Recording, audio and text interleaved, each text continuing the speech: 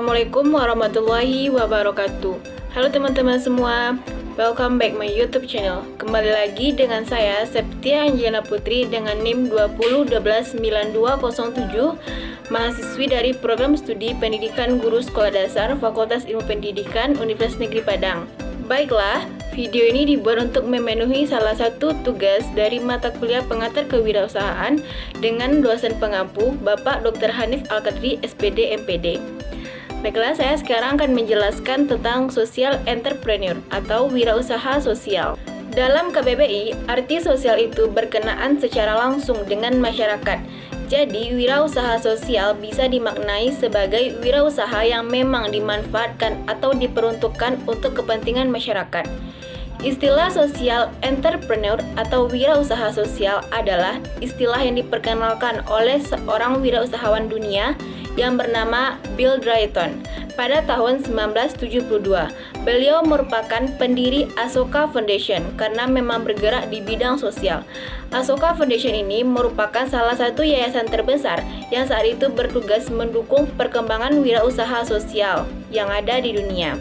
Bill Drayton mendirikan Asoka Foundation ini pada tahun 1980 yang mana terinspirasi oleh Mahatma Gandhi dan Civil Rights Movement atau pergerakan hak-hak sipil Afrika Amerika. Bill Drayton Sender mendefinisikan wirausaha sosial sebagai berikut, yaitu memberikan ikan atau mengajarkan bagaimana menangkap ikan.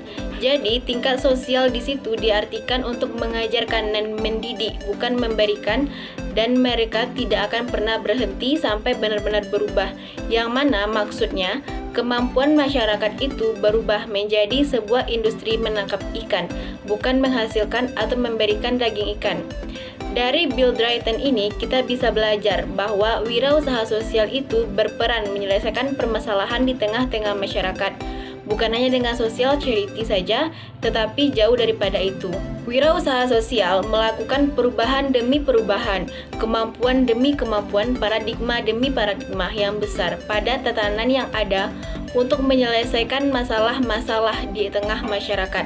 Sehingga mereka tidak dikasih ikan tetapi berjuang melalui proses perjuangan itu, mereka akhirnya menjadi industri. Jadi, mereka siap untuk berjuang menjalankan kondisi-kondisi tadi yang diajarkan dalam konteks entrepreneur sosial, sehingga mereka bukan menjadi orang yang kelaparan lagi, bukan menjadi orang yang meminta-minta lagi, tetapi diajarkan bagaimana berjuang dan bertahan. Itulah konsep dari wirausaha sosial. Konsep kewirausahaan sosial ini berkembang di dunia dengan spektrum yang cukup luas dari berbagai tokoh.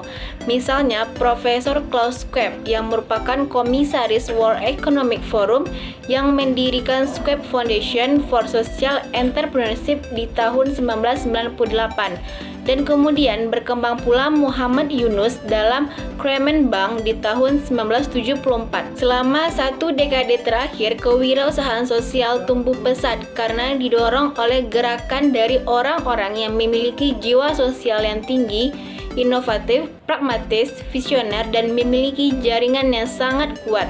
Menurut Nicholas di dalam bukunya tahun 2006 bahwa kewirausahaan sosial itu berkembang pesat oleh mereka-mereka yang memiliki jiwa sosial yang tinggi, pemerhati orang lain, dan sangat inovatif, pragmatis, dan visioner. Kemudian mereka berlalang buana ke seluruh Indonesia untuk mengembangkan social entrepreneur dalam menghentaskan kemiskinan. Adapun beberapa definisi dari kewirausahaan sosial menurut para ahli, yaitu yang pertama, menurut Thomson tahun 2000, wirausaha sosial adalah menyadari di mana adanya kesempatan untuk memenuhi kebutuhan. Jadi ini adalah orang yang menyadari di mana ada kesempatan untuk memenuhi kebutuhan yang tidak terpenuhi, yang mana sistem kesejahteraan negara tidak akan atau tidak mampu memenuhi kebutuhan tersebut. Jadi asal muasalnya memang negara-negara miskin yang dijadikan perhatian oleh mereka-mereka yang kreatif, yang punya jiwa sosial tinggi untuk mengembangkan wirausaha sosial, dan orang yang bersama-sama mengumpulkan sumber daya yang dibutuhkan berupa sumber daya manusia, materi atau uang, dan tempat, dan ketiganya digunakan untuk membuat wilayah atau sebuah perbedaan. Yang kedua, menurut Bernstein tahun 1998, wirausaha sosial adalah pemecah jalan dengan ide baru yang kuat, yang mengkombinasikan yang ada di dalamnya angan-angan dan kreativitas, penyelesaian masalah di dunia nyata, memiliki watak dan etika yang kuat, dan sepenuhnya dimiliki oleh visinya tentang perubahan. Yang ketiga, menurut Bricker-Hoff tahun 2009, menyatakan bahwa wirausaha sosial adalah seseorang yang berani mengambil risiko, tantangan, dan mengambil berbagai macam kondisi yang bisa membahayakan, yang tingkat konsekuensinya sangat tinggi, yang itu dianggap wajar atas nama orang-orang yang dilayani oleh organisasinya. Yang keempat, menurut Dis di tahun 1998 menyatakan bahwa wirausaha sosial adalah menunjukkan rasa pertanggungjawaban yang tinggi terhadap konstituen yang dilayani dari hasil yang dibuat. Jadi, ini merupakan kerjasama dari banyak orang yang memiliki jiwa sosial yang tinggi melalui konstituen tertentu. Kelima, menurut Massey Beecroft, wirausaha sosial ini adalah keterlibatan, proses inovasi, adaptasi, pembelajaran yang berkelanjutan dari orang-orang yang memiliki tingkat sosial yang tinggi, bertindak berani tanpa dibatasi oleh sumber daya yang ada. Kemudian menunjukkan rasa tanggung jawab yang besar, kemudian memulai secara bersama-sama dan menunjukkan karya, bukan hanya sekedar mimpi atau omongan. Itulah yang dinamakan wirausaha sosial. Jadi, berani rugi dulu untuk kepentingan orang banyak. Karena setelah membuat orang lain yakin, membuat orang lain mampu berdiri di kaki sendiri, kemudian berkarya dan menghasilkan, menjadi punya titik penghasilan itu merupakan kepuasan batin yang luar biasa bagi orang-orang yang bergerak di bidang wirausaha sosial. Dari sekian banyak definisi wirausaha sosial yang dikemukakan oleh para ahli, adapun yang dijadikan pelopor dari definisi wirausaha sosial yaitu pendapat yang dikemukakan oleh Dis tahun 1998 yang mana ia menyatakan wirausaha sosial ialah aktivitas sosial yang inovatif dengan tujuan sosial pula, baik sektor swasta maupun privat sektor maupun sektor non-profit, atau keduanya, yaitu kombinasi antara privat sektor dengan non-profit sektor. Yang jelas, keberagaman pemikiran, perspektif, dan definisi-definisi yang tadi dijelaskan itu memang menggabungkan berbagai pemahaman wirausaha sosial, tetapi juga membantu kita dalam menarik benang merah dari arti wirausaha sosial. Dari ragam definisi itu sekaligus kita bisa mengambil titik temu bahwa kewirausahaan sosial mempunyai 4 elemen dasar, yang mana elemen dasar ini akan membangun struktur dari wirausaha sosial.